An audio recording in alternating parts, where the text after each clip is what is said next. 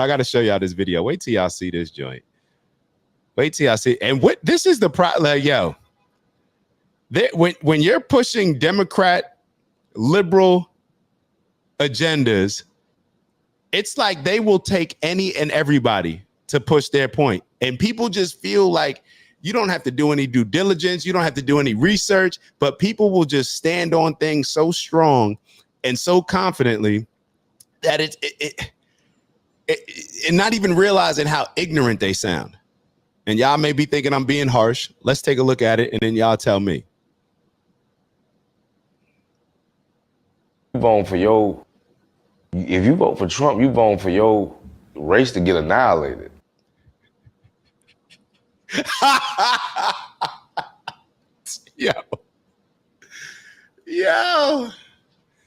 Yo.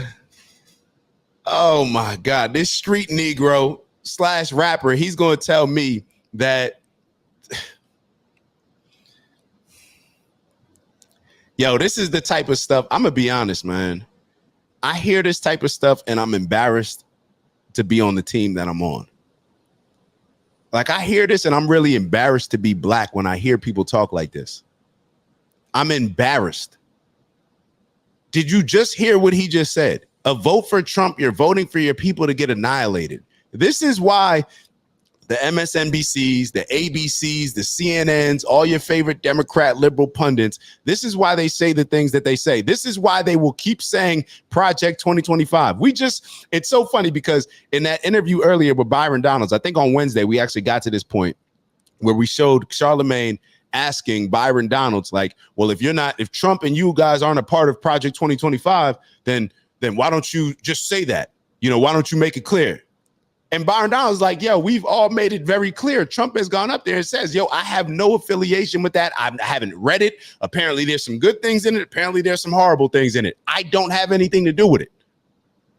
But people keep bringing up this Project 2025 thing. Why? It's to influence people like Lil Scrappy, ignorant black people that have somewhat large platforms. It depends, you know, but Scrappy will say it. And then you heard people saying that you heard Taraji and Kamala up there at the BET Awards doing their commercial where they're telling people like, we're going to be in chains and shackles. Like, y'all better listen to Project 25. Y'all better look it up, read it.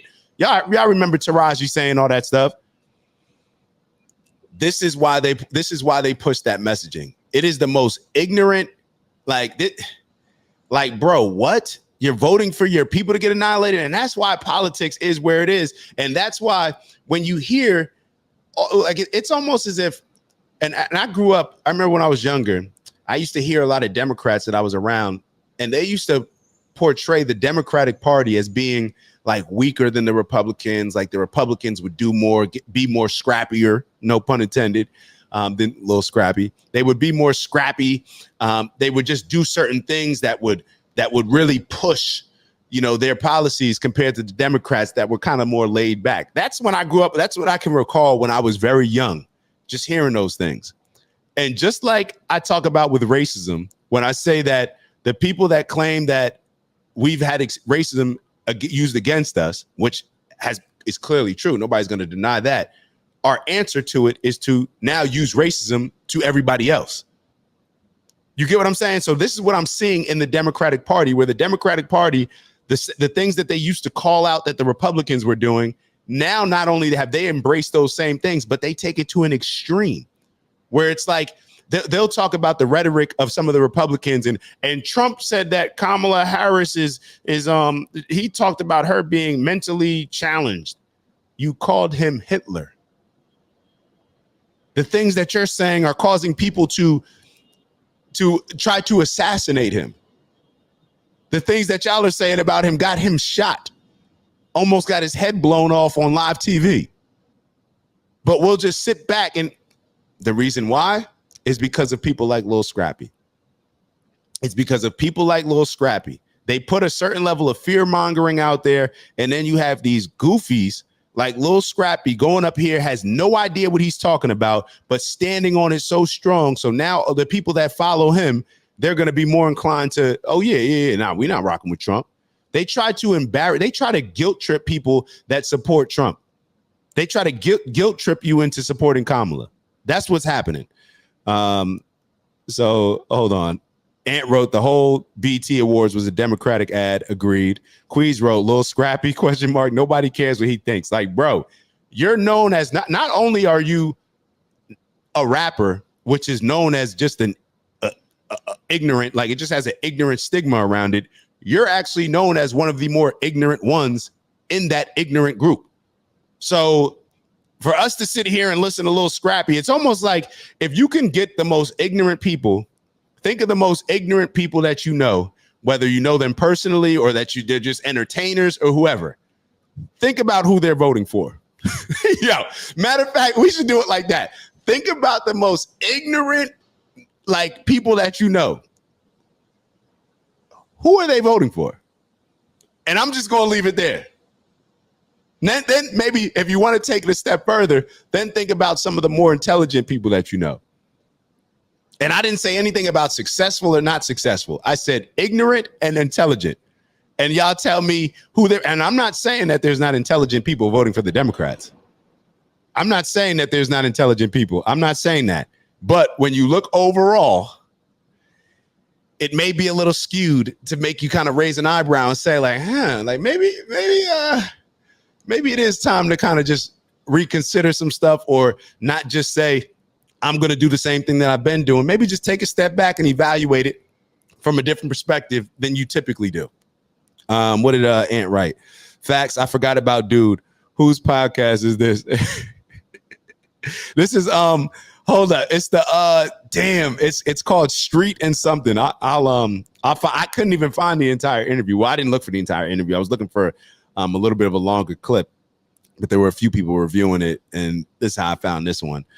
Who following Scrappy? The funny part about it is, Ant, Scrappy's views, I don't know how many people are following him, but his views on this, to me, are more popular than a lot of us may think. Like, we looking at this video, matter of fact, we haven't even I've been talking about this video for 6 minutes, and we only listened to 6 seconds, the first 6 seconds of what he said. Let me go back, and I'm going to try to let the whole video play through. I can't promise. If you vote for Trump, you voting for your race to get annihilated. 5 seconds. Like, he already ready to give police total immunity. You know what I'm saying? To take us out. You know what I'm saying? Yeah. Oh my God. Oh my. He's giving them full immunity to take us out. Yo, they trying to take us out, black people. They trying to take us out. No, you know who's trying to take black people out? Black people trying to take black people out. Where's Scrappy? Where you from? In Atlanta? The police trying to take you out, or black people trying to take you out? Chicago, the police trying to take you out, or black people? Stop it. Stop it. Stop it. And this is where it's like, it's almost like when you call out all the things that another group is doing without accepting any accountability for the things that we do and the things that we can control. Have y'all ever heard the saying, control the controllables? We can control how we treat each other, right? So if we treat each other better, then that's going to demand a certain level of respect that others treat us. Oh, it's Street Stars. Street Stars is the interview. It's going to demand a certain level of respect because people are going to treat you how they perceive you, right? So if their perception of us changes based on how we treat each other, then they're going to change as well. It just, now, will you always get the outliers? Will you the excessive people? Of course, but stop trying to act like Scrappy's acting like this is, he's walking outside and has the German shepherds chasing him every day. Like, stop it. Stop it. Like, I would love to ask Scrappy, like, yo, what's the worst thing that a white person ever did to you? I would really love to ask him that. And then give me some instances where somebody black did something. Well, the only reason the black people did it to me is because of white supremacy, because of white supremacy caused this. I get all that. But how long we gonna lean on that? I get it. If America is still around 600, 1,000, 10,000 years from now, then because it started on racism, the foundation, I get that people will always be able to use that crutch and say, well, I ain't successful because, I'm living in this racist country. We got these presidents, these police trying to take us out. And what he's talking about is that qualified immunity, that if most people are not aware of what it is, and we went over this on the show on Wednesday, then this may catch people in a way where they're actually believing what Scrappy is saying. Like, oh, pretty much, yeah, they got the green light to kill us, to take us out, and nothing's going to happen to them. That's what I heard. That's what Scrappy's trying to portray. And like, they're not going around killing white people. Right. When they see white people, they are comfortable. They're great. They're calm. They're not afraid of anything. When they see other races, they're cool, they're calm. Soon as they see somebody that's black, for some odd reason, they're startled. We got a gun somewhere, we got to. Something got to be wrong. You know, they don't care about, oh, he going through mental health issues. So we got some of my bros on here. So Ant's on here, Queez is on here, Keith's on here. Is this y'all experience when y'all see cops? Like, do you feel like you got to walk around with the bulletproof vest on, or you gotta like say yes, massa when you see it? Like, is this the energy? Is this the energy? Oh, hold on. In case you misread Queez typo, he said play here. Just sent you something, LOL, reminding me of the situation, but don't play it here. Yo, Ant funny. All right, so I don't know, man. Ant want me to play it, whatever Queez just sent me. But let's keep going with this. Nah, I ain't gonna play it. Issues. That's what they say about the little white boys that shoot up the school and shit. Notice there ain't no black kids shooting up no schools around this bitch. Right. We shooting up, you know, little black kids shoot up where they go to. Like, Did you see him just try to disregard at the end? Little black kids shoot up where they go to. Oh, so okay, so the little white kids, they shoot up schools. And this is another thing. Because when Kamala Harris is talking to the National Association of Black Journalists, because when she sits down with Oprah for that Unite America event and they start talking about school shootings, this is how ignorant a lot of these black rappers are. I just got to say black rappers, like a Scrappy. You don't even realize that they're bringing up certain issues at school shootings to make you feel as if there's like the number of school shootings is comparable to the number of people in Chicago and all these other cities that are just killing each other. You heard how he finished that up. He's like, yeah, you know, it's the white boys going into school shooting up. You know, us black kids, you know, we just shooting up where, you know, where we go to. Like, what does that even mean? But that's where we are. That's where we are. Welcome to America. All right. And Cuzzo, I wasn't going to say it. So Cuzzo said, nah, I talk crazy when I'm right and humble when I'm wrong. And Cuzzo wrote, most cop killings are white people. I wasn't even going to get into that. If you really look at the numbers, and Trump actually was speaking about this. I heard him speak about it. I don't know exactly where, but he's talking about the police shootings to black people compared to white people. Ant wrote, honestly, I've been right and I've been wrong, but never felt like my life was threatened. It's like, why are y'all exaggerating this? Because it's just fear mongering. It's like, yo, it's not that. I've told y'all plenty of times.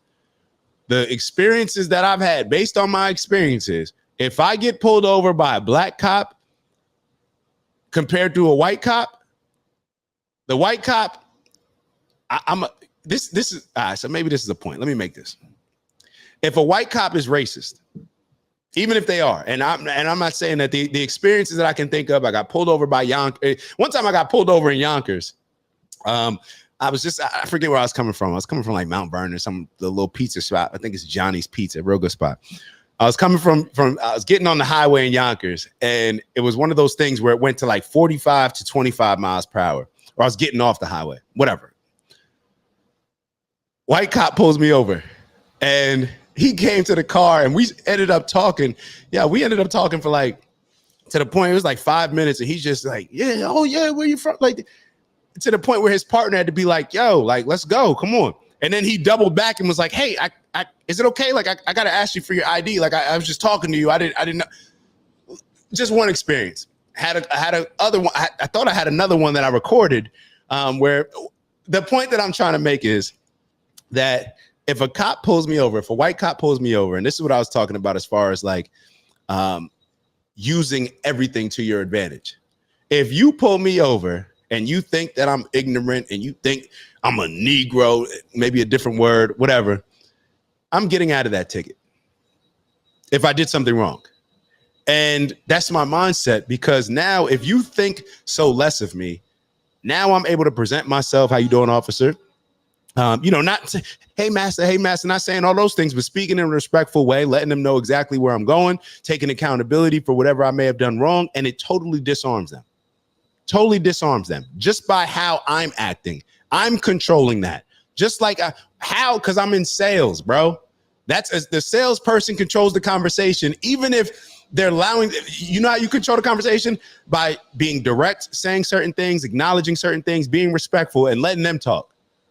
I'm talking about a sales conversation, or because I'm trying to sell this officer to not give me a ticket. I'm trying to sell them on, hey, he's a good dude, just made a little mistake. Let's let him off with a warning. Because you think so less of me, I'm going to use that to my advantage. And I'm getting out of that. Now, my experiences with the black cops, shoot, I'm getting a ticket. I'm getting a ticket. I'm not saying that I don't fear my life with either of them. I'm being honest. But I'm getting a ticket with that black cop. That's it. Boys in the hood police officer. Facts. Matter of fact, Queez, it's funny that you say boys in the hood police officer. The two instances. So I had one time where I was driving my mom's car. I was heading to Peekskill, matter of fact, crossing right over Bear Mountain. And it's like this hill at the end of Bear Mountain, or before you get to the Bear Mountain Bridge. And I'm going down the hill, and I don't know, I guess I was, speeding a little bit. And he ended up, Keith said, I don't get tickets ever. You already know that's the sales in you. So the cop pulled me over, and I got this dickhead black, like lieutenant, Major Payne looking, like, you know what I mean? And he just like, well, and my mom, was a new car. She forgot to put the registration in the car. So I was looking for it, and I made it very clear. I always say, my dad, like, this is embarrassing, especially my dad's a, former prosecutor. He's an attorney. So I always say these things. And I say all those things to just let him know, like, hey, bro, like, easy a little bit. You know what I mean? So I say that, and I even call my dad. And while I'm looking for it, he says, well, yeah, you better call him because you getting a ticket today. Like, that's how, like, ooh, like, you know what I mean? He thought that I guess he's trying to insinuate that I stole the car. Like, I told him, hey, my mom just got this car. I'm just driving it. Boom. Another instance, we driving down to Virginia to see my college roommates, pay respects to my college roommate's mother passed. Told the officer, it was like on the local route down to Virginia. And you know how they try to have these traps where it'll be going from like 55 miles per hour, 60. And then next thing you know, it's 45 and you're in a local, whatever.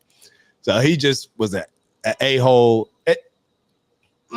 Let me just, y'all get what I'm saying, man. Y'all get what I'm saying. They just keep trying to make it seem like it's black, white, whatever. Okay, let's keep moving. What's the next thing? I almost went off on too much of a tangent. My apologies for that. All right, so we got to look at these other clips where we're going to look at this video. One of my favorite segments. Where is it? It is Lefties Losing It. Ew, it's Dak. Just want to thank you for checking out our video and visiting the OG Network. If you enjoyed the video, please make sure that you give us a like.